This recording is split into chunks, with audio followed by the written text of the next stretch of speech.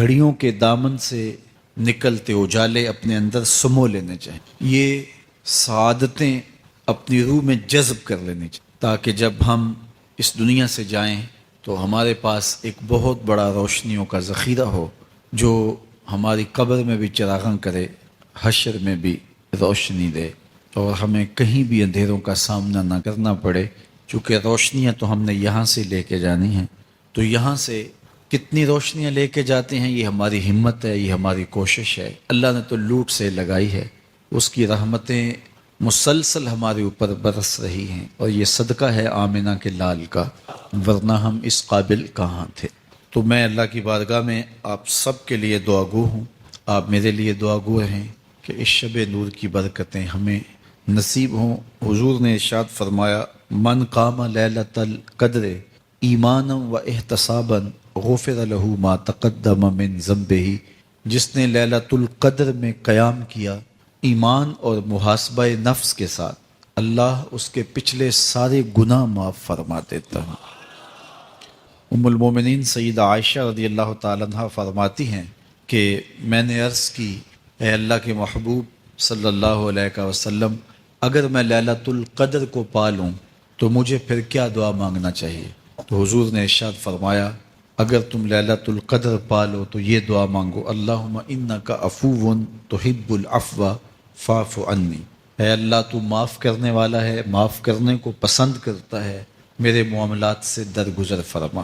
تو اللہ تعالیٰ اس رات کی برکتوں سے ہمیں اپنی پناہ میں، امان میں، حفاظتوں کے حصار میں رکھے۔ ہر سال لیلۃ القدر کے موقع پر اور شب برات کے موقع پر دور و نزدیک سے آنے والے سامعین کو کتاب اللہ سے کچھ ضروری مضامین پیش کرنے کی سعادت پاتا ہوں، چونکہ مجھے پتہ ہے کہ یہاں آنے والے لوگ بڑی دور دور سے آتے ہیں اور اپنے محلوں کو، اپنی بستیوں کو، اپنے شہروں کو چھوڑ کے یہاں پہنچتے ہیں، تو ان کا ایک لمحہ بھی ضائع نہ ہو، ان کی ایک ایک ساتھ کی قدر کی جائے، اور ان کو با مقصد باتیں جو ان کی پوری زندگی میں ان کے لیے نفع کا سبب ہوں، ان کو یہاں سے دی جائیں۔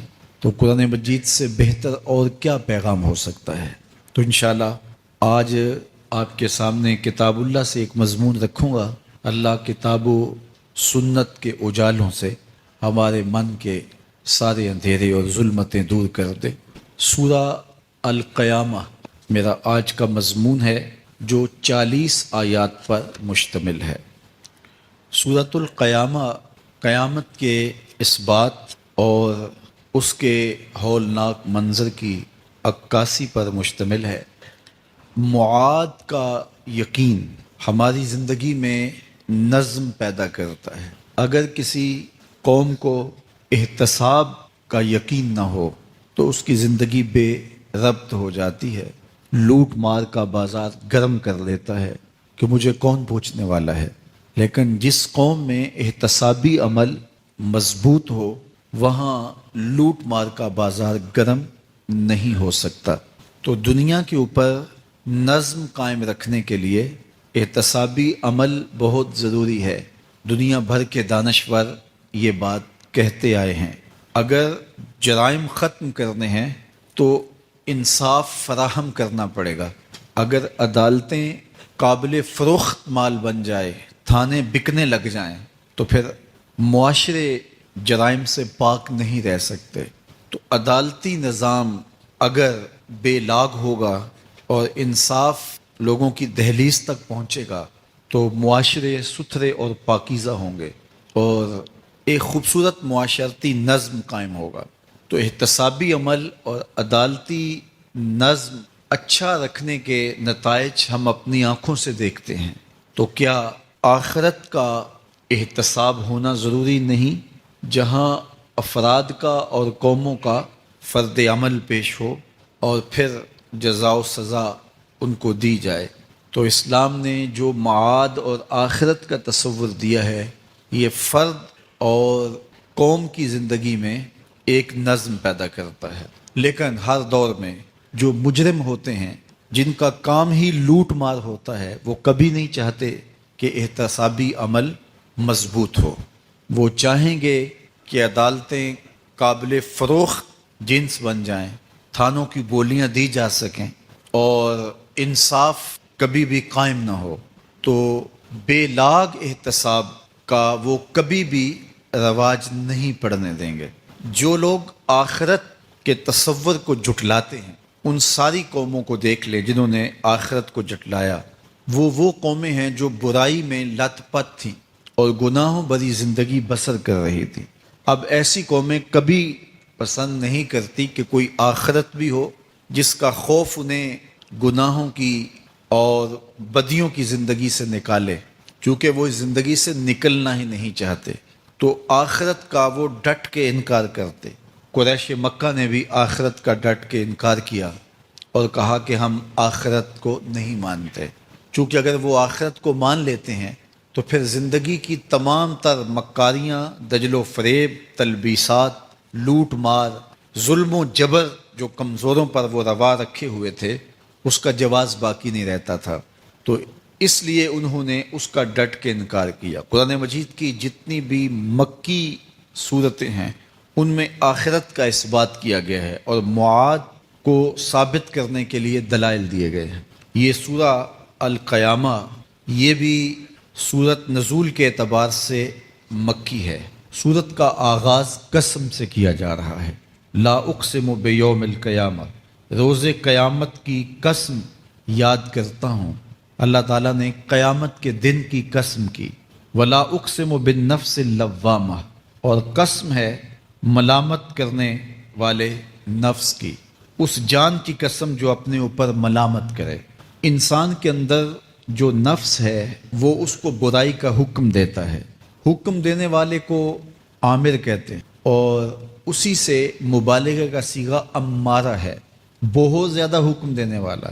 تو جو نفس انسان کو برائی کا حکم دیتا ہے اس کو نفس امارہ کہتے ہیں، بہت زیادہ برائی کا حکم دینے والا۔ لیکن اللہ تعالیٰ جل شانہ دین کی برکت سے جب نفس کی اصلاح کرتا ہے تو نفس امارہ نفس لوامہ بن جاتا ہے، جو ملامت کرتا ہے، برائی پر بندے کو روکتا ہے۔ اندر ایک جنگ چلتی ہے، بندہ گناہ کرتا ہے لیکن اندر اس کا نفس اس کو ملامت کرتا ہے کہ تم غلط کر رہے، تو اندر جو جنگ چل رہی ہوتی ہے، نفس ملامت کر رہا ہوتا ہے، گناہ بھی چل رہا ہوتا ہے، تمام عمر طوفان سے کھیلتے گزری، نیا کے ڈوبنے کا ڈر بھی رہا۔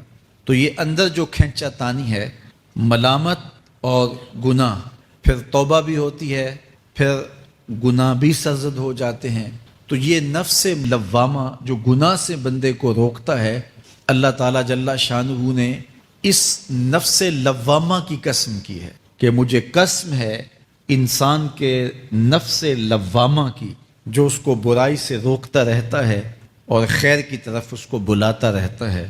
تو قیامت کی قسم کی اور نفس لوامہ کی قسم کی، اور جب نفس مزید ترقی کرتا ہے اور پھر اندر نیکی کی قوتیں پنپتی ہیں تو ایک وقت آتا ہے کہ پھر انسان نیکی ہی کے ماحول میں جینا شروع کر دیتا ہے، تو پھر نفس کو اطمینان ملتا ہے، اس نفس کو نفس مطمئنہ کہتے ہیں، اور جب نفس مطمئنہ بن جائے تو قیامت کے دن اللہ تعالیٰ جل شانہ آواز دے گا کہ میرے لیے گناہوں کو چھوڑنے والے آجا، تیرا رب تیرا منتظر ہے۔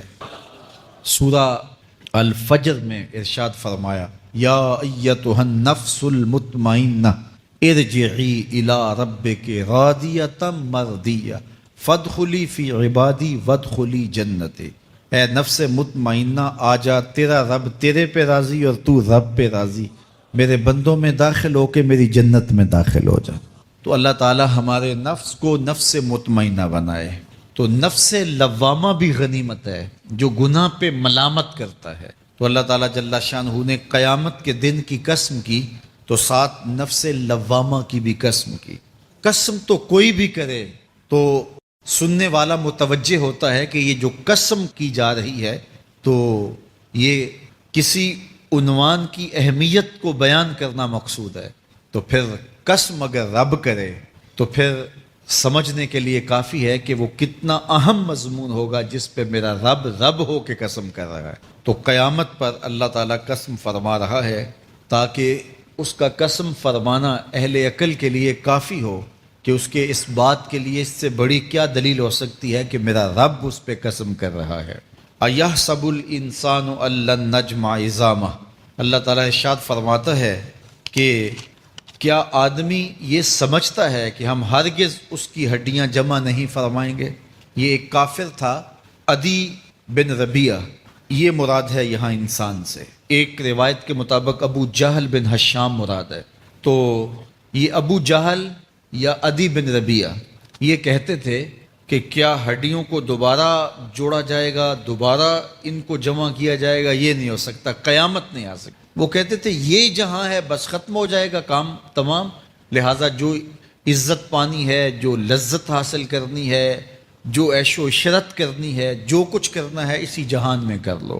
آج کل بہت سارے لوگوں کا رویہ بھی یہی ہے کہ بس ٹھیک ہے، یہ دنیا ہی سب کچھ ہے، آخرت بس ایک اعتقاد کی حد تک ذہن کے کسی گوشے میں ہے، 2 لمحوں کے لیے خیال آیا تو رک گئے، پھر اپنی وہی ڈگر کی زندگی۔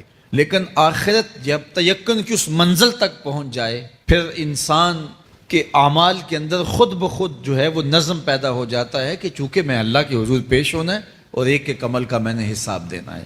تو آخرت کے بارے میں یقین کی کمزوری انسان کو جو ہے وہ گناہوں کی دلدل میں پھنسا دیتی ہے۔ اس لیے آخرت کا یقین یہ بہت ضروری ہے تاکہ ہماری زندگی میں نظم پیدا ہو اور ہم اللہ کے حضور جھکنے والے، اس کے شکر گزار بندے، اس کی اتباع کرنے والے بنے۔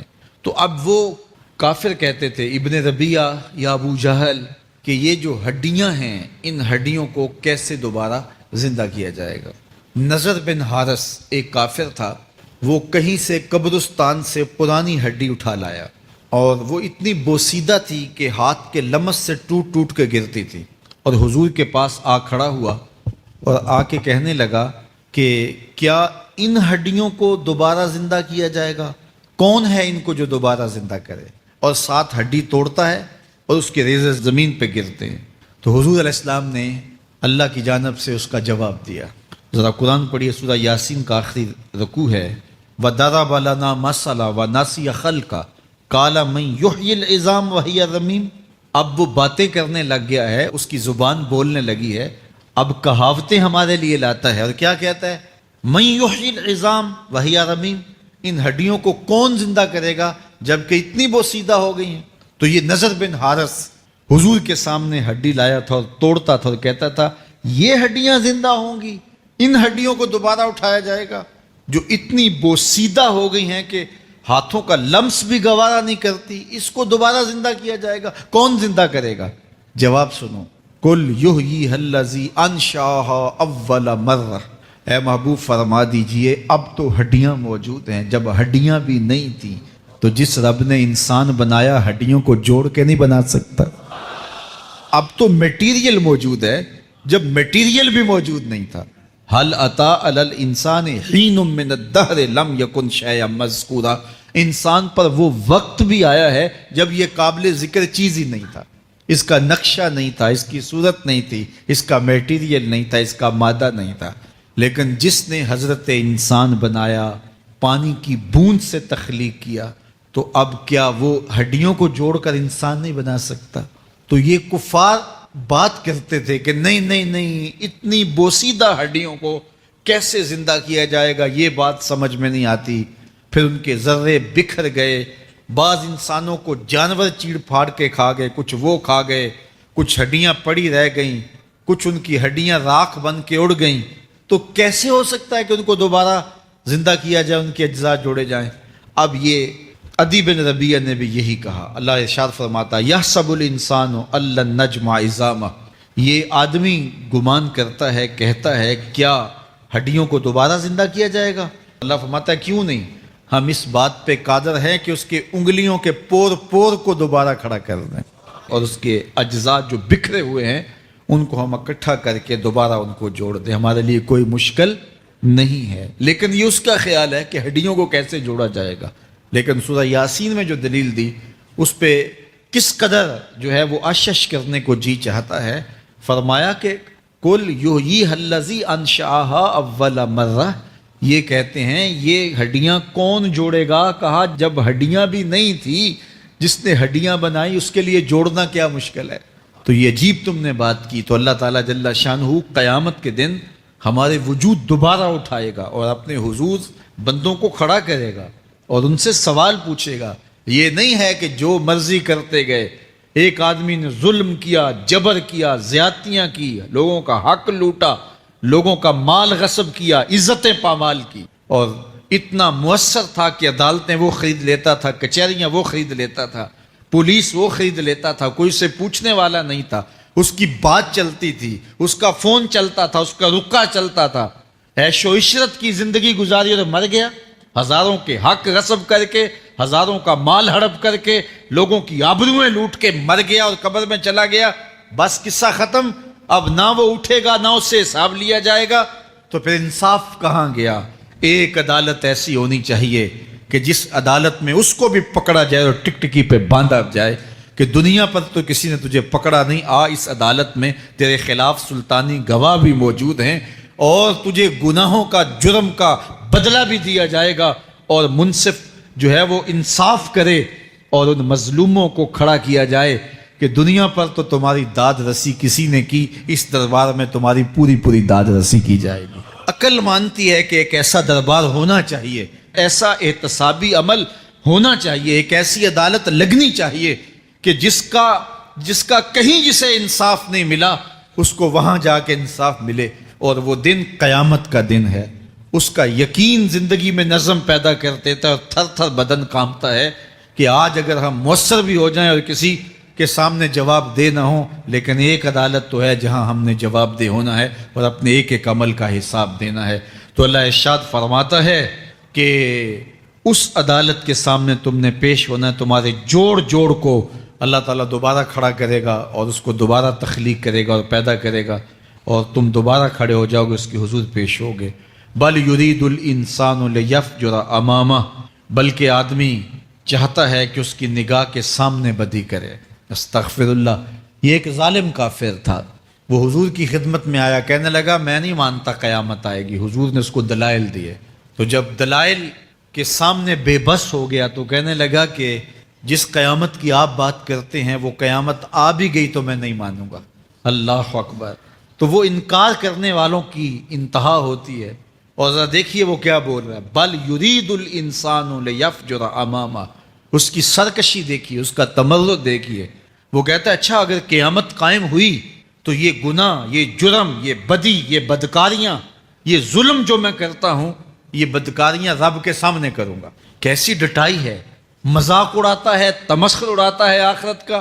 کہتا ہے جو بدیوں کا کاروبار میں نے گرم کیا ہے، جو بدکاریاں میری زندگی کا معمول ہیں، جو دادے عیش دیتا ہوں، جو عزتوں کو پامال کرتا ہوں، جو غریبوں کے پنجے توڑتا ہوں، جو لوگوں کا حق غصب کرتا ہوں، جو برائیاں کرتا ہوں، اگر قیامت قائم بھی ہو گئی تو میں یہ سارے جرم رب کے سامنے کروں گا، پھر وہ مجھے پکڑ کے دکھائے۔ اللہ اکبر۔ یسأل ایان یوم القیامہ۔ پھر پوچھتا ہے اچھا قیامت کب آئے گی؟ یہ تمسخر کے طور پہ پوچھتا ہے، لاؤ نہ قیامت، کب آئے گی قیامت؟ میں جرم رب کے سامنے کرنا چاہتا ہوں۔ اللہ اکبر۔ اب جواب سنیے۔ اب لفظوں کا ترجمہ اس زور سے کیا ہی نہیں جا سکتا جس زور کے لفظ ہیں۔ وہ کہتا ہے قیامت کب آئے گی؟ میں تو یہ جرم رب کے سامنے کرنا چاہتا ہوں، کوئی قیامت نہیں ہے، مذاق اڑاتا ہے۔ قیامت کب آئے گی؟ آواز آئی فَإِذَا بَرِقَ الْبَصَرُ وَخَسَفَ الْقَمَرُ وَجُمِعَ الشَّمْسُ وَالْقَمَرُ۔ جب قیامت آئے گی تو آنکھیں چندھیا جائیں گے، چاند بے نور ہو جائے گا، سورج اور چاند اکٹھے ہو جائیں گے۔ یقول الانسان یومئذ این المفر۔ آج جو کہتا ہے کہاں ہے قیامت، اس دن بھاگتا پھرے گا۔ کوئی پناہ گاہ ہو بتاؤ، کوئی ہے ٹھکانہ چھپنے کا؟ کوئی پناہ گاہ ہے؟ کلا لا وزر۔ آواز آئے گی کوئی ٹھکانہ نہیں ہے، آج کوئی ٹھکانہ نہیں ہے۔ الی ربک یومئذ المستقر۔ اگر ٹھکانہ ہے تو صرف رب کے پاس ہے، انہیں ٹھکانہ ملے گا جو رب کے بندے ہیں اور اس کی دہلیز پہ آنے والے ہیں۔ یُنَبَّأُ الْإِنسَانُ یومئذ بما قدم وأخر۔ اللہ تعالیٰ اس دن بتا دے گا جو آگے بھیجا اور وہ بھی بتا دے گا جو پیچھے چھوڑا۔ ایک ایک چیز تشت از بام ہو جائے گی۔ یوم تبلی السرائر فما لہ من قوت ولا ناصر۔ اللہ فرماتا ہے سارے راز کھل جائیں گے. جو بند کمروں میں جرم کیے داد عیش دیتا رہا وہ بھی کھل جائیں گے. اور پھر کوئی طاقت نہیں ہوگی, کوئی زور نہیں ہوگا, کوئی زر نہیں ہوگا جو اس کو بے نقاب ہونے سے بچا سکے. اے داور حشر میرا نامہ اعمال نہ پوچھ, اس میں کئی پردہ نشینوں کے بھی نام آتے. تو وہ کتنا سخت دن ہوگا. ارشاد فرمایا جائے گا کہ جو آگے بھیجا, جو پیچھے چھوڑا, جو جرم کرتا رہا, جو نیکیاں کی, جو برائیاں کی, سب کچھ تشت ازبام ہو جائے گا. بل الانسان علی نفسہ بصیرہ, بلکہ آدمی خود اپنے حال پر اچھی طرح خود آگاہ ہے. ہم اسے نامہ اعمال کے دفتر دیں گے جہاں سب کچھ لکھا ہوگا. قرآن بتاتا جب نامہ اعمال سامنے آئے گا تو وہ بے ساختہ پکار اٹھے گا, ما لہذا الکتاب لا یغادر صغیرۃ ولا کبیرۃ الا احصاها. ہائے اس کتاب کو کیا ہوا, اس نے چھوٹی بڑی کوئی بات نہیں چھوڑی, سب کچھ لکھ دیا. نامہ اعمال سامنے ہوگے, زمین بولے گی, ہاتھ پاؤں بولیں گے, فرشتے بولیں گے, کرامن کاتبین بتائیں گے یہ کیا کیا جرم کرتا رہا, کیا کیا گناہ کرتا رہا. تو اس دن ہر شے سامنے آ جائے گی. تو یہ تو ثبوت ہوں گے ہی ہوں گے, لیکن اللہ فرماتا ہے ثبوت تو اپنی جگہ, لیکن بل الانسان علی نفسہ بصیرہ. کیا انسان کو خود نہیں پتا کہ وہ کہاں کھڑا ہے؟ اس کو اپنے جرائم کی فہرست خود یاد ہے, اس کے ضمیر پہ خود اس کا بوجھ موجود ہے. اسے یہ نامہ اعمال نہ بتاتے, فرشتے نہ بتاتے, پھر بھی اسے پتا تھا کہ میں کیا ہوں اور کہاں میں نے جرم کیا ہے. وَلَوْ أَلْقَى مَعَاذِيرَهُ, اللہ اکبر. اگر اس کے پاس جتنے بہانے ہوں سب لا ڈالے, جب بھی کوئی اس کا بہانہ نہیں سنا جائے گا. قیامت کا دن ہوگا, دنیا کے اوپر تو بہانوں سے انسان بچ نکلتا ہے. کوئی جھوٹ بول لیا, کوئی جھوٹا گواہ پیش کر دیا, کوئی مکر کر لیا, کوئی رشوت چل گئی, کوئی سفارش کام آ گئی, کوئی بہانہ تراش لیا, بات کو توڑ موڑ کے پیش کر لی. لیکن قیامت کا جب دن ہوگا تو کوئی نہ جھوٹا گواہ چلے گا, نہ رب کی پولیس رشوت لیتی ہے, نہ وہاں انصاف کے خلاف کوئی کام ہوگا, اور نہ ہی کوئی بہانہ چل سکے گا. اللہ اکبر. دوسری بات مفسرین نے یہ بھی لکھی کہ بعض اوقات یہ ہوتا ہے کہ انسان اپنے گناہ پر, اپنے جرم پر کوئی بہانہ تلاش کر کے لوگوں کو مطمئن کر لیتا ہے. جو اس نے جرم کیا, کسی سے زیادتی کی, کسی کا حق غصب کیا, تو لوگوں نے ملامت کی تو وہ کوئی بہانہ تلاشتا ہے اور لوگوں کو مطمئن کر لیتا ہے. بعض کا لاجواب کر دیتا ہے, بعض کا مطمئن بھی کر لیتا ہے. وہ لوگوں کو تو مطمئن کر لیتا ہے لیکن وہ خود مطمئن نہیں ہو سکتا. جس نے جرم کیا ہوتا ہے, جرم اس کو اندر سے ڈستا رہتا ہے, اس کا ضمیر اس کو ٹھوکریں مارتا رہتا ہے, اندر کی بے چینی اسے تنگ کرتی رہتی ہے. اگرچہ وہ دلائل سے, مکر و فریب سے, باتوں کو توڑ موڑ کے عذر کر لیتا ہے, کوئی بہانہ بنا لیتا ہے, لیکن اس کے باوجود اس کے اندر کوئی چین, اندر کوئی اطمینان نہیں ہوتا. اللہ اکبر. تو مجرم بے چین رہتا ہے. آج ہماری بے چینیوں کا ایک سبب ہمارا مالک کی دہلیز سے منہ موڑنا اور بہت سارے دیدہ نادیدہ گناہوں کا ارتکاب کرنا ہے. جب ہم سے سستیاں ہو جاتی ہیں, کوتاہیاں ہو جاتی ہیں, تو وہ گناہ ہمارا پیچھا نہیں چھوڑتے اور ہمیں بے چین اور مضطرب رکھتے ہیں. تو بعض اوقات جو ہے وہ ہم کہتے ہیں کہ پتہ نہیں بے چینی کیا ہے. بے چینی گناہوں کی ہے. گناہ طبیعت میں بے چینی پیدا کر دیتا ہے, سکون نہیں آنے دیتا. اطمینان کی دولت چھن جاتی ہے جب کوئی شخص گناہ کرتا ہے. اور یہ لازمی نہیں ہے کہ وہ کسی کا حق غصب کرے, اس نے کسی کی عزت ہی پامال کی ہو, اس نے کسی کی آبرو پہ حملہ کیا ہو. اگر نماز چھوڑی ہے تو بے چینی یہ بھی کم نہیں ہے, یہ رب کی نافرمانی. اگر اس کی نظر بھٹکی ہے تو یہ بھی کم بے چینی نہیں دیتی. اگر اس کا خیال بہکا ہے, اس نے زبان سے کسی کو دکھ دیا ہے, اس نے کسی کے لیے سب و شتم کا انداز اختیار کیا ہے, گالی گلوچ کا رنگ اختیار کیا ہے, تو پھر کیا ہوا کہ یہ بے چینی اندر کو توڑتی رہتی ہے. انسان چلتا پھرتا ہے لیکن اسے طمانیت نہیں ملتی, اسے سکون نہیں ملتا. سکون کب ملے گا؟ سکون تب ملتا ہے جب کسی سے زیادتی کی ہو تو اس سے جا کے معافی مانگ لی جائے, اور اس لجاجت کے ساتھ معافی مانگی جائے کہ وہ مجبور ہو جائے معاف کرنے پہ, تو پھر اندر طمانیت اتر جاتی ہے. اگر رب کی نافرمانیاں کی ہیں تو لیلۃ القدر کے دامن میں اس سے معافی مانگ لو. اتنی لجاجت سے معافی مانگو, اس قدر رو کے معافی مانگو, ترلے منت پہ اتر آؤ ہاتھ جوڑو، آنسو بہاؤ، چیخو، چلاؤ، رو، اس کی دہلیز سے لپٹ جاؤ، اس سے اپنے گناہوں کی معذرت کرو۔ جب مالک نے معاف کر دیا، اندر کی ساری بے چینیاں مٹ جائیں گی، دل کو قرار مل جائے گا، دل کو تسکین نصیب ہوگی۔ تسکین اس کی دہلیز سے تمہیں ملے گی، یہ اندر سے پھوٹتی ہے، باہر سے نہیں آتی ہے۔ تسکین کے قافلے اندر ہی اترتے ہیں، اندر سے اس کے سوتے پھوٹتے ہیں، اس کے چشمے پھوٹتے ہیں۔ ہم باہر سے ڈھونڈتے ہیں، باہر سے تسکین نہیں ملتی، یہ اندر سے آئے گی۔ اس لیے اس دل کے اوپر لگے ہوئے میل کچیل کو، غلاظت کو دور کر لو اور کھرچ دو دل کے اوپر پڑے ہوئے جتنے بھی زنگ ہیں، تو پھر نتیجہ کیا ہوگا؟ دل ستھرا ہوگا، مصفا ہوگا، مزکا ہوگا، تو پھر دل پر نور ہوگا، تو پھر آپ کو زندگی گزارنے کا لطف اور سرور اور مزہ آنے لگ جائے گا۔ تو انسان جب دلیلیں تراشتا ہے، اس سے بعض اوقات اپنے آپ کو بھی مطمئن کرنے کی کوشش کرتا ہے، اوروں کو بھی مطمئن کر لیتا ہے، لیکن حقیقت میں اطمینان نہیں ہوتا، وہ بے چینی ہوتی ہے۔ تو اللہ تعالیٰ جل شانہ اس کہانی کو بیان کرتے ہوئے ایک اور مضمون کو بیان کیا، اور یہ بالکل درمیان میں جملہ معترضہ کے طور پہ جو ہے وہ نظر آ رہا ہے کہ بات تو چل رہی ہے، تو اچانک اللہ اپنے محبوب سے مخاطبہ فرماتا ہے اور کیا ارشاد کرتا ہے؟ لا تحرک بہ لسانک لتعجل بہ۔ تو یہ اچانک بات کیوں آ گئی؟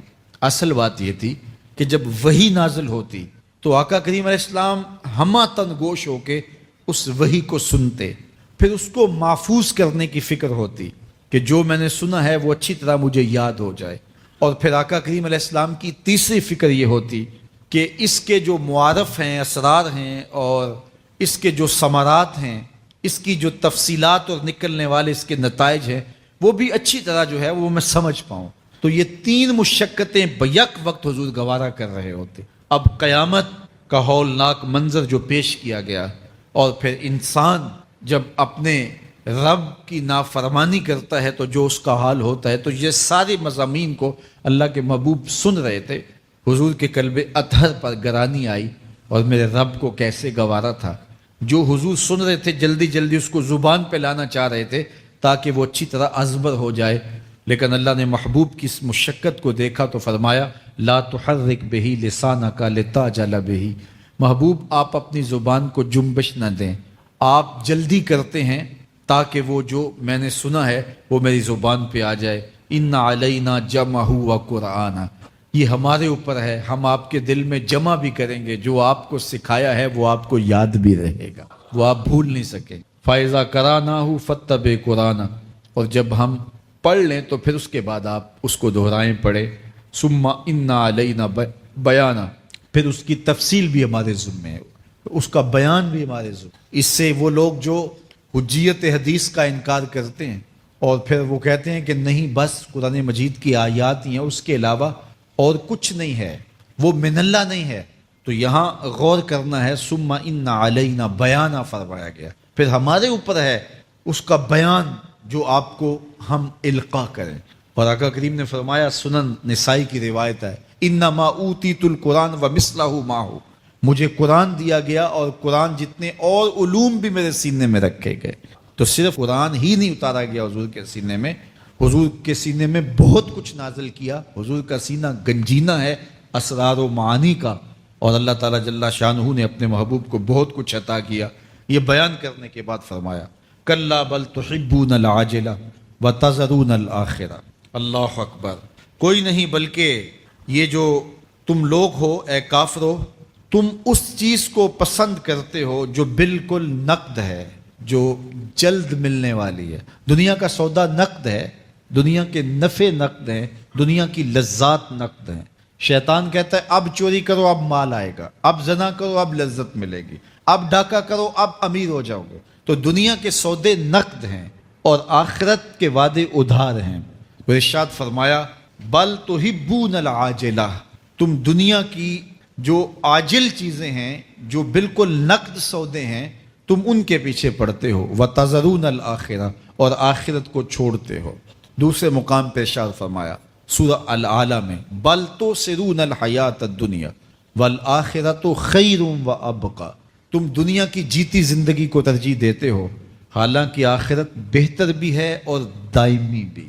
میں آپ کی توجہ چاہوں گا، آخرت بہتر بھی ہے اور دائمی بھی۔ لیکن تمہاری ترجیح یہ دنیا ہے جس کی آخرت کے مقابلے میں کوئی حیثیت ہی نہیں. حضور نے ارشاد فرمایا اگر کسی کو جنت میں ایک کوڑا رکھنے کی جگہ مل جائے، ایک ڈنڈا رکھنے کی جگہ مل جائے، دنیا و ما فیہا کی دولتوں سے وہ زیادہ قیمتی ہے. 7 بر اعظموں پہ پھیلی ہوئی کائنات، سمندروں کی تہوں میں قیمتی موتی، پہاڑوں کے دامن میں قیمتی معدنیات، مالیاتی اداروں کے پاس سرمائے، لوگوں کے پاس دولت کے انبار، یہ سارے اکٹھے کر لیے جائیں اور ان کی قیمت لگائی جائے، اور جنت میں ایک ڈنڈا رکھنے کی جگہ، ایک عصا رکھنے کی جگہ، ایک کوڑا رکھنے کی جگہ، وہ جگہ پھر بھی زیادہ قیمتی ہے. پراپرٹی ویلیو ہوتی ہے نا.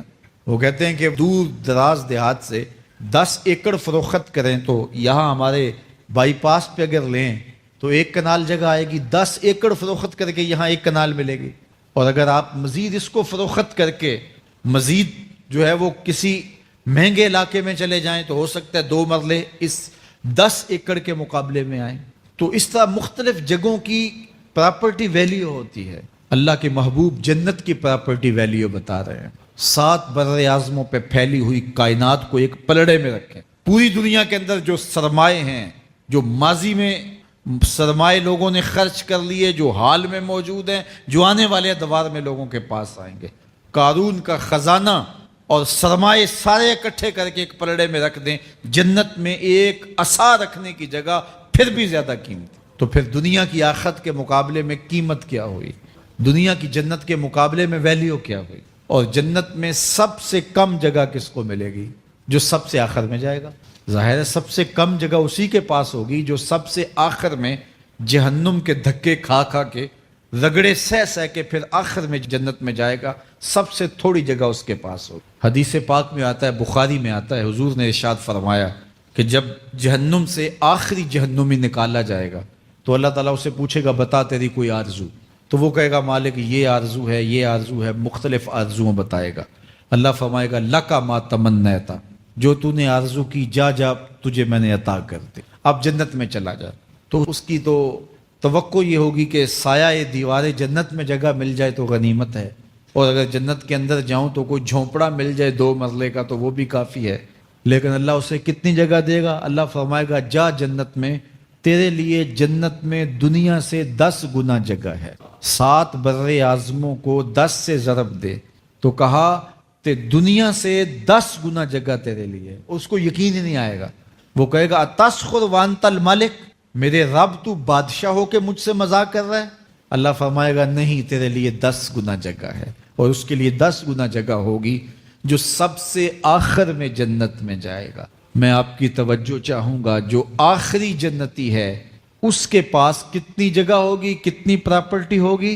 آج تو 2 10 20 50 مربع کسی کے پاس ہوں تو وہ اتراتا ہوا چلتا ہے کہ میں اتنا بڑا ذمہ دار ہوں. جنت میں آخری جنتی کی جگہ کتنی ہوگی؟ دنیا سے 10 گنا جگہ. تو داتا گنج بخش علی حجویری کی جاگیروں کا عالم کیا ہوگا؟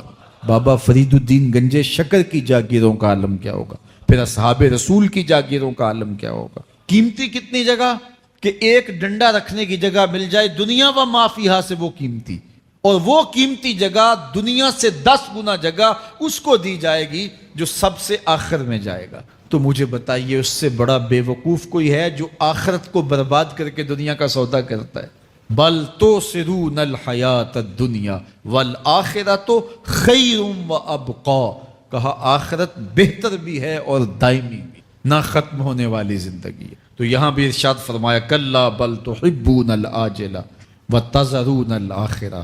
تم نقد کے پیچھے دوڑتے ہو، آخرت جو ادھار ہے اس کی پرواہ نہیں کرتے ہو.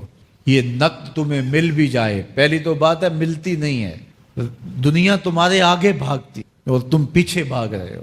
کچھ حصہ تمہیں مل بھی گیا تو وہ کتنے سالوں کے لیے؟ 60 سال 70 سال، یہ تو بڑی لمبی زندگی ہیں. ہمارے ہاں 45 سال ایوریج نکالی گئی ہے. 60 سال بھی کوئی جی لے، 70 سال بھی کوئی جی لے، کیا حیثیت ہے آخرت کے مقابلے میں؟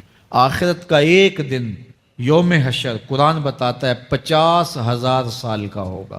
50 سال کا نہیں، 50-100 سال کا نہیں، 50,000 سال کا ایک دن. پھر اس کے بعد نہ ختم ہونے والی زندگی. مینڈے کی شکل میں موت کو بھی ذبح کر دیا جائے گا. موت کو بھی موت آ گئی، اب موت نہیں ہے، نہ ختم ہونے والی زندگی. اور جو جنت میں چلا گیا سب سے آخر میں جانے والے کی یہ جائیدادیں. تو اصل زندگی تو آخرت کی زندگی ہے. کلا بل تحبون العاجلہ وتذرون الآخرہ. یہ تو ایک سودا ہے. اب اللہ تعالیٰ ایک اور چیز بتا رہا ہے، ذرا غور کیجئے. دنیا کی محبت دل میں ایسی پیدا ہو گئی کہ ہمیں سال کے بعد ماہ سیام میں مسجد میں آنا نصیب ہوتا ہے، اور ہم اپنی ہی دنیا میں مگن ہیں کہ یہی دنیا سب کچھ ہے. یہ کائنات بھی دیکھو، میرا رب بیان کر رہا ہے، وجوہ یومئذ ناظرہ الی ربہا ناظرہ. وہ دن جب آئے گا تو جب بندے اس کے حضور حاضر ہوں گے جنہوں نے اپنی زندگی حزم و احتیاط سے گزاری ہوگی، رب کی اتباع میں، فرما برداری میں، اس کے حکموں کو پورے کرتے بسر کی ہوگی، پھر ان کو صلہ کیا ہوگا؟ اللہ فرمایا کچھ چہرے ہوں گے جو تر و تازہ ہوں گے، کھل کے گلاب ہو جائیں گے. چہرے منور اور تابہ ہوں گے. یہ اتنے کھلے کیوں ہوں گے؟ چہرے گلاب کیوں ہوں گے؟ الی ربہا ناظرہ، اس لیے کہ رب کا دیدار نصیب ہوگا. رب کا دیدار نصیب ہوگا تو چہرے کھل جائیں گے، اور چہرے شگفتہ ہو جائیں گے، چہرے تر و تازہ ہو جائیں گے. یار کوئی پرانا دوست مل جائے اور آپ سخت صدمے کے ماحول میں ہوں تو اچانک اسے دیکھ لیں تو آپ کا چہرہ کھل جاتا ہے اور آپ کا چہرہ گلاب بن جاتا ہے. تو پھر کیا منظر ہوگا؟ دنیا کے تھکے ہوئے لوگ، جنگوں کے ستائے ہوئے لوگ، بدر، احد، حنین اور کربلا کی سختیاں گوارا کیے ہوئے لوگ، تہجد کے اندر لمبا قیام کر کے راتوں کی تنہائیوں کے تھکے ہوئے لوگ، حلال کھایا حرام نہیں کھایا اور دنیا سے پیچھے رہ گئے، دنیا آگے چلی گئی اور یہ حلال کی تلاش میں بظاہر پیچھے رہ گئے. گھر والے بھی تانے دیتے ہیں کہ تم تو پیچھے رہ گئے، دنیا کہاں چلی گئی، تمہارے رشتہ دار کہاں چلے گئے. تانے اور تانوں تشنیع کے برستے تیر سہے ساری زندگی گزار دی. دکھوں کے مارے ہوئے یہ شخص جب قیامت کے دن اپنے رب کے حضور جائیں گے تو اللہ رخ انور سے نقاب ہٹا دے گا. پھر کیا ہوگا؟ اللہ کا دیدار ہوگا تو یہ چہرے کھل جائیں گے، ساری تھکن اتر جائے گی، جنم جنم کی ساری تھکن اتر جائے گی اور چہرے شگفتہ گلاب بن جائیں گے. اللہ فرمائے گا دیکھو ان کے چہرے کیسے کھلے ہوئے. وجوہ یومئذ ناظرہ الی ربہا ناظرہ. یہ تو خوش نصیب لوگوں کے چہرے ہیں. ووجوہ یومئذ باسرہ. اور پھر اس دن کچھ منہ بگڑے ہوئے ہوں گے. کیسے بگڑے ہوں گے؟ پاؤں میں درد ہو تو چہرے پر بگاڑ ہوتا ہے، پیٹ میں درد ہو تو چہرہ اچھا دکھائی نہیں دیتا، کان میں درد ہو، آنکھ میں درد ہو، سر میں درد ہو تو چہرہ بگڑ جاتا ہے. اور ان کے چہرے اتنے بگڑے ہوں گے، کوئی آنے والا خوف طاری ہو تو چہرے بگڑ جاتے ہیں. اور انسان کے چہرے کی ہوائیاں اڑی ہوتی ہیں، اب ان کے چہروں کی ہوائیاں اڑی ہوں گی. کیوں؟ قرآن بتاتا ہے تظن ان یفعل بہا فاقرہ.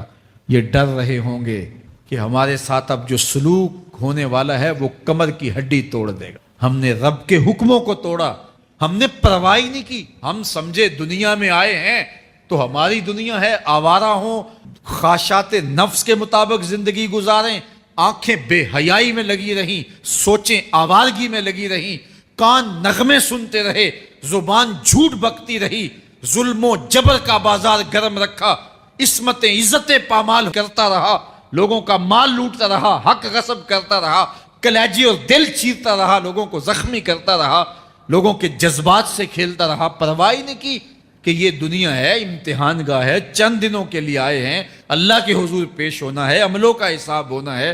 اب جب وہ دیکھیں گے کہ ہمارے ساتھ کیا ہونے والا ہے تو ان کے چہرے پہلے بگڑ جائیں گے. کیوں؟ وہ گمان کریں گے کہ ان کی ریڑھ کی ہڈی توڑ دی جائے گی. ایسے عذاب آئیں گے جس طرح کسی کی ریڑھ کی ہڈی ٹوٹ جائے تو اس کا چہرہ شگفتہ گلاب تو نہیں ہوتا، اس کا چہرہ جو ہے وہ تو کس قدر مرجھایا ہوا ہوتا ہے. تو اللہ ارشاد فرماتا ہے اس طرح ان کے چہرے ہوں گے. ابھی عذاب آیا نہیں ہے لیکن چہرے پہلے اترے ہوئے ہوں گے، اور جب عذاب کی بھٹی میں ڈالے جائیں گے، اللہ اکبر. اور وہ سخت عذاب، حضور نے جبریل امین سے پوچھا مجھے جہنم کے عذابوں کا ذکر سناؤ.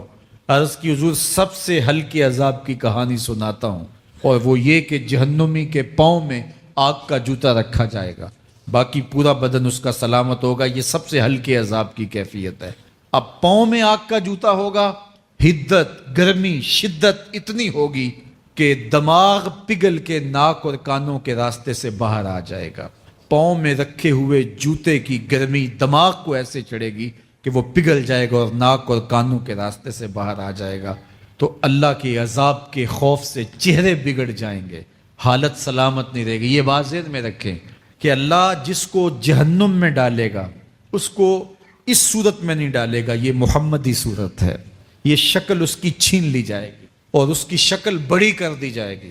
اس کا ایک ایک دانت احد پہاڑ جتنا ہوگا۔ احد پہاڑ کا پھیلاؤ 15 کلومیٹر پہ ہے، 15 کلومیٹر کا ایک دانت اور 32 دانت کتنے ہوں گے تو منہ کتنا بڑا ہوگا۔ اس کو اتنا بڑا اس لیے کیا جائے گا تاکہ وہ عذاب کی تکلیف زیادہ سہے۔ 70 گز موٹی کھال ہوگی اور کھال جل جائے گی تو اللہ قرآن میں فرماتا ہے ہم نئی کھال دے دیں گے تاکہ عذاب کی تکلیف اس کو گوارا کرنی پڑے۔ پھر چیخے گا، چلائے گا، ہائے مجھے پانی دو، پانی دو، پیاس کی شدت ہے۔ 70 سال تک تو اس کی کوئی آواز ہی نہیں سنے۔ 70 سال کے بعد داروغہ جہنم چیخ کر کہے گا کیا مانگتا ہے؟ وہ بولے گا مجھے پانی چاہیے۔ کہا جائے گا تو بے بھی ملتا ہے پانی۔ پھر داروغہ جہنم اسے پانی دے گا، کوکا کولا کی بوتل دے گا یا پیپسی تھما دے گا یا منرل واٹر کی بوتل دے گا؟ نہیں، قرآن بتاتا ہے اسے مائے حمیم دیا جائے گا، کھولتا ہوا پانی، اور وہ اتنا گرم ہوگا جب پینے کے لیے چہرے کے قریب کرے گا اس سے اٹھتی ہوئی بھاپ کی وجہ سے چہرے کی کھال ادڑ کے اس کے اندر گر پڑے گی، لیکن اس کے باوجود اس کو پینا پڑے گا۔ اللہ فرماتا ہے یہ دنیا ہی سب کچھ نہیں ہے، سمجھ لیا یہی سب کچھ ہے، آخرت کو بھول گئے، صبح اٹھے کام پہ چلے گئے، شام آئے آوارگی میں چلے گئے، صدائیں آتی رہیں حی علی الصلاح حی علی الفلاح، کوئی پرواہ نہیں کی، نہ پیشانیوں نے سجدے کیے، نہ سوچوں میں پاکیزگی آئی، زندگی یوں گزار کے چلے گئے۔ ایسے نہیں، کہا ایک وہ ہوں گے جن کے چہرے شگفتہ گلاب ہوں گے، ایک وہ ہوں گے جن کے چہرے بگڑے ہوئے ہوں گے۔ اللہ اکبر، کلا اذا بلغت التراکی، یہ تو قیامت کا منظر ہے نا، قیامت سے قبل بھی ایک منظر ہے، اللہ اس منظر کو بھی بیان کر رہا ہے۔ کلا اذا بلغت التراکی، ہاں جب جان گلے کو پہنچ جائے گی، اے انسان تیرے اوپر وہ گھڑی بھی آنے والی ہے، وہ وقت بھی آنے والا ہے جب سانس اس ہنسلی میں اٹک جائے گا، جب سینے سے بھی سانس اوپر چلی گئی، اب ڈاکٹر بھی لا علاج قرار دے رہے ہیں کہ اب علاج نہیں رہا ہے، جان بس اب نکلنا چاہ رہی ہے، اور کہا جائے گا کوئی جھاڑ پھونک والا بلاؤ۔ اب ڈاکٹروں نے تو جواب دے دیا، اب سانس اٹک گئی گلے میں، چند لمحوں کی مہمان ہے۔ اب ڈاکٹروں نے کہا اب ہماری جانب سے لا علاج ہو گیا، اب لے جاؤ اس کو گھر یا وینٹیلیٹر پہ ڈال دیتے ہیں اس کو، بس اب ہماری جانب سے کوئی اس کا علاج نہیں ہے۔ اب گھر والے روتے ہیں، کہتے ہیں کوئی جھاڑ پھونک والا لاؤ، کوئی دم والا لاؤ، شاید وہ کوئی دم کرے تو اس کی جان میں جان آ جائے۔ ڈاکٹروں نے تو لا علاج قرار دے دیا۔ وَظَنَّ عَنَّهُ الْفِرَاقُ، اللہ فرماتا ہے یہ تو جھاڑ پھونک والے کو ڈھونڈ رہے ہیں، لیکن جس کی سانس یہاں اٹکی ہے وہ سمجھ گیا ہے اب موت آ گئی ہے، اس کو یقین ہو گیا ہے کہ اب موت کے لمحے آ گئے ہیں، اب میں بچ نہیں پاؤں گا، اب آنکھیں تاڑے لگی ہوئی ہیں۔ وَالْتَفَّتِ السَّاقُ بِالسَّاقِ، پنڈلی پہ پنڈلی چڑھ رہی ہے۔ جب موت آ جاتی ہے تو پھر پنڈلی سے پنڈلی لپٹ جاتی ہے، اس کو پھر جدا کرتے ہیں اور جدا کر کے دونوں انگوٹھے باندھ دیتے ہیں تاکہ پنڈلی کے اوپر پنڈلی نہ چڑھے۔ اللہ وہ منظر بیان کرتا ہے، صاحب یہ وقت آنے والا ہے جب دونوں انگوٹھے باندھ دیے جائیں گے، جب ناک میں روئی ٹھونس دی جائے گی، جب چٹے لباس میں کفن دیا جائے گا، جب غسال کے سامنے بے بس پڑے ہوں گے، وہ چاہے یہ بازو اٹھائے چاہے یہ بازو اٹھائے، گرم پانی ڈالے یا سرد پانی ڈالے، جب بس پڑے ہوئے ہوں گے جو ہے وہ غسل دینے والوں کے، اور ناک میں روئی ہوگی اور دونوں انگوٹھے آپس میں بندھے ہوں گے، یہ محل، یہ ماڑی، یہ کوٹھیاں، یہ بنگلے جس کو سویر شام لگ کے حلال حرام کی تمیز کیے بغیر بنایا تھا، غوث اعظم رضی اللہ تعالیٰ عنہ بولے مکان بنا رہا ہے، بسیں گے اور حساب تو جا کے دے گا، اور یہ تو ایک رات بھی تجھے اس گھر کے اندر نہیں رکھیں گے کہ چلو ایک رات مہمان رکھ لیں، کہتے ہیں نہیں مہمانوں نے بھی جانا ہے تو جلدی کرو، اس کو سپرد کراؤ، وہ تو تیرا لباس بھی پھاڑ کے اتاریں گے، خود غسل دینے کے لیے تیار بھی نہیں ہے۔ تجھ سے خوف آنے لگا ہے، جاندی واری ڈرونا بنیوں تے ہاتھ نہ لاندے ڈر دے، جنہ لئی تو پاپ کمائے اج کتھے نہیں تیرے کر دے۔ آج تو وہ تیرے ساتھ تجھے غسل دینے کے لیے آمادہ نہیں ہے۔ وَالْتَفَّتِ السَّاقُ بِالسَّاقِ، جب پنڈلی پہ پنڈلی چڑھنے لگ جائے گی، إِلَىٰ رَبِّكَ يَوْمَئِذٍ الْمَسَاقُ، اس دن تیرے رب کی طرف ہی لوٹ کے جانا ہے۔ فَلَا صَدَّقَ وَلَا صَلَّىٰ، اس نے نہ تو سچ مانا اور نہ نماز پڑھی، وَلَٰكِنْ كَذَّبَ وَتَوَلَّىٰ، ہاں جھٹلایا اور منہ پھیر کے چل پڑا۔ ثُمَّ ذَهَبَ إِلَىٰ أَهْلِهِ يَتَمَطَّىٰ، پھر اپنے گھر کو اکڑتا ہوا چلا۔ اولا لَكَ فَأَوْلَىٰ ثُمَّ أَوْلَىٰ لَكَ فَأَوْلَىٰ، تیری خرابی آ پہنچی، ہاں تیری خرابی آ پہنچی۔ اَيَحْسَبُ الْإِنسَانُ أَن يُتْرَكَ سُدًى، انسان دنیا میں یہ گمان کرتا ہے اس کو سدا چھوڑ دیا جائے گا۔ سدا عربی میں ایسے اونٹ کو کہتے ہیں جس کی مہار کسی کے ہاتھ میں نہ ہو، شترے بے مہار، جہاں مرضی جس گھاٹ سے چاہے پانی پیے، جہاں سے مرضی چارہ لے، تو شترے بے مہار کو کہتے ہیں سدا۔ تو یہ انسان بھی گمان کرتا ہے کہ میں بھی سدا ہوں، مجھے کوئی کیوں پوچھے، میرے جذبات پہ کوئی کیوں قدغن لگائے، مجھے کیوں روکے کوئی۔ بالخصوص جوانی کے ایام کے اندر جوان کو بڑا ہوتا ہے کہ کوئی مجھے کیوں، وہ تو ماں باپ کے کہنے میں بھی نہیں آنا چاہتا، وہ کہتا ہے کیوں مجھے روکتے ہیں، میری جوانی ہے، میرے جذبات ہیں، مجھے آزادی سے جینے دو، کیوں میرے راستے میں رکاوٹ بنتے ہو، میں سدا ہوں۔ اللہ فرماتا ہے نہیں، ایک اونٹ تو سدا ہو سکتا ہے، جس کو میں نے اشرف المخلوقات بنایا ہے اس کو تو سدا نہیں چھوڑوں گا، اس کو تو پابند بناؤں گا حکام کا۔ اب وہ کہتا ہے کہ نہیں نہیں، یہ کیسے دوبارہ اٹھائے جائیں گے؟ اب دوبارہ وہی بات پھر آ گئی۔ الم یکن نطفۃ من منی یمنی، اللہ فرماتا ہے ایک بوند تھی نا، پانی کا ایک قطرہ تھا جو رحم مادر میں رکھا گیا، ثم کان علقہ، پھر وہ پانی کا قطرہ لوتھڑا بنا، فخلق فسوی، پھر اللہ نے اسے پیدا فرمایا اور پھر ٹھیک ہموار کیا، فجعل منہ الزوجین الذکر والانثی، پھر اس سے وہ جوڑ بنائے، کوئی مرد بنایا کوئی عورت بنائی۔ کہا اب غور کر، اب تیری آنکھیں دیکھتی ہیں، بجلیاں چمکتی ہیں، تیری زبان کا طوطی بولتا ہے، لوگ اشش کرتے ہیں تیری گفتگو پہ، تیری گفتار پہ صدقے جاتے ہیں، تیرے لہجے کے جمال کو دیکھتے ہیں، تیرے سینے کا زور، تیرے پنجوں کی طاقت، تیری دماغ کی تیزیاں اور تیری سوچوں کے اجالے، تیری زوردار ٹانگیں، تیرے کڑیل بازو اور تیری چوڑی چھاتی اور تیرے گلاب کی پتیوں جیسے ہونٹ۔ اے انسان، یہ سب کچھ کہاں تراشا گیا؟ ماں کے رحم میں، اس تاریکی میں جو 3 پردوں میں تھی، تیرا سر تیرے گھٹنوں میں تھا، اور تیرے رب نے وہاں تیرے اندر نسوانیت یا رجولیت کی صلاحیتیں پیدا کی، تیری آنکھوں میں چمک پیدا کی، تیرے کانوں میں نغمے بکھیرے، تیری زبان کے پٹھوں پہ قوت ذائقہ رکھی، تجھے بولنے کی صلاحیت دی، تیرے پنجوں میں زور رکھا۔ آج تو مفتی شہر ہے، آج تو علامۃ الدہر ہے، آج تو قاضی القضات ہے، آج تو منسٹر ہے، آج تو وزیر اعظم ہے، آج تو پہلوان ہے، آج تو شہزادہ ہے، آج تو بادشاہ ہے، آج تو زوراور ہے، آج تیری طاقت کے کیا کہنے، آج شیروں کو تو نچا لیتا ہے، ہاتھیوں کو تو بٹھا لیتا ہے، آج تو بڑا زوراور گھڑ سوار ہے، آج تیری طاقت کے کیا کہنے، تو کشتی کرتا ہے، زمانہ دیکھنے آتا ہے، آج تیری طاقت کے شوہرے ہیں، تیری عظمت کے تنتنے ہیں، لیکن انسان تو ایک ناپاک قطرہ تھا اور رحم مادر میں تھا۔ تیرے اندر یہ رنگ کس نے بھرے؟ تیرے کانوں میں نغمے کس نے رکھے؟ تجھے دماغ کی قوتیں کس نے دی؟ زبان کو بولنا کس نے سکھایا؟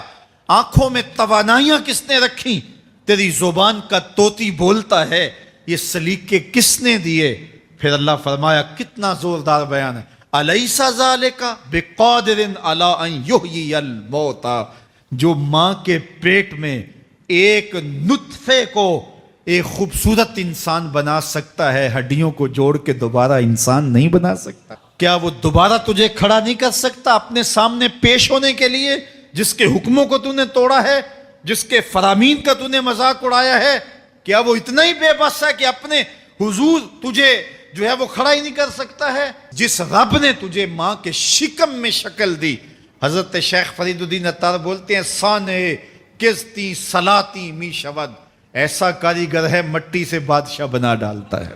اس نے مٹی سے دارا و سکندر بنائے، اس نے مٹی سے جو ہے وہ رستم و سہراب بنائے، اس نے مٹی سے کیا کیا بنا دیا جو مٹی سے بادشاہ بنا سکتا ہے، جو نطفہ رحم مادر سے جو ہے وہ شکل اور صورت اور رنگ اور جمال بنا دیتا ہے۔ تیری صورت نکھرتی ہے، تیرے ہونٹ گلابی ہیں اور تیری نرگسی آنکھیں ہیں، تیرے ریشمی بال ہیں اور تیری خوبصورت رنگت ہے، تو چال چلتا ہے تو لگتا ہے قیامت چل رہی ہے، تیرا قد رانا جو ہے وہ صنوبر کو شرماتا ہے، تیری گفتار کے تنتنے ہیں۔ جس نے اتنی خوبصورت شکل ماں کے رحم میں بنائی، کیا وہ ہڈیوں کو جوڑ کے دوبارہ انسان نہیں بنا سکتا؟ وہ دوبارہ انسان بنائے گا اور پھر تجھے اپنے حضور کھڑا کرے گا۔ اور ایک حدیث میں آتا ہے اللہ بندے کو اپنے حضور کھڑا کرنے کے بعد اپنے سامنے سے ہٹنے نہیں دے گا جب تک 5 سوال نہیں پوچھ لے گا۔ ان عمر ہی فیما افنا ہو، اس کی عمر کے بارے میں پوچھے گا کہاں ضائع کی، میں نے تجھے زندگی دی 60 سال 70 سال 40 سال 50 سال، اس زندگی کو کہاں گزار کے آیا ہے۔ ان شباب ہی فیما ابلا ہو، اس کی جوانی کے بارے میں پوچھا جائے گا جوانی کہاں گزار کے آیا ہے، مجنوں تو نہیں بنا رہا، خواہشات کا اسیر تو نہیں ہو گیا، دیوانوں کی طرح زندگی تو نہیں گزار کے آ گیا، تیری جوانی کسی چوک میں تو نہیں گزری، تیری جوانی آوارگی میں تو نہیں گزری، ساری رات سوشل میڈیا کے اوپر گندگی اور غلاظتیں تو نہیں دیکھتا رہا، تیری زندگی گزری کہاں ہے، تیری جوانی گزری کہاں ہے۔ اگر کوئی جواب نہ ہوا تو پھر کیا جواب دے گا؟ اور وہ کتنا خوش نصیب ہوگا جو کہے گا مالک میری جوانی سجدوں میں گزری، میری جوانی قیام میں گزری، میری جوانی رکوع میں گزری۔ میرے حضور فرماتے ہیں سبعۃ یظلھم اللہ فی ظلہ یوم لا ظل الا ظلہ، 7 اشخاص ایسے ہیں قیامت کے دن جب کوئی سایہ نہیں ہوگا، اللہ ان 7 کو اپنے عرش کا سایہ دے گا۔ ان میں سے دوسرا شخص میرے حضور نے بیان فرمایا وشاب نشأ فی عبادت اللہ، وہ جوان جس کی جوانی اللہ کی عبادت میں گزری۔ جوانوں اپنی زندگی کو مالک کی دہلیز پہ لے آؤ، جوانی وہی ہے جو مالک کی چوکھٹ پہ گزرے۔ اپنے دل کا تعلق جوڑو، عشق کرنا ہے تو پھر آمنہ کے لال سے کرو، محبت کا رشتہ ان سے جوڑو، تعلق کا ربط ان سے قائم کرو، جوانی کو دین کی راہ پہ ڈالو۔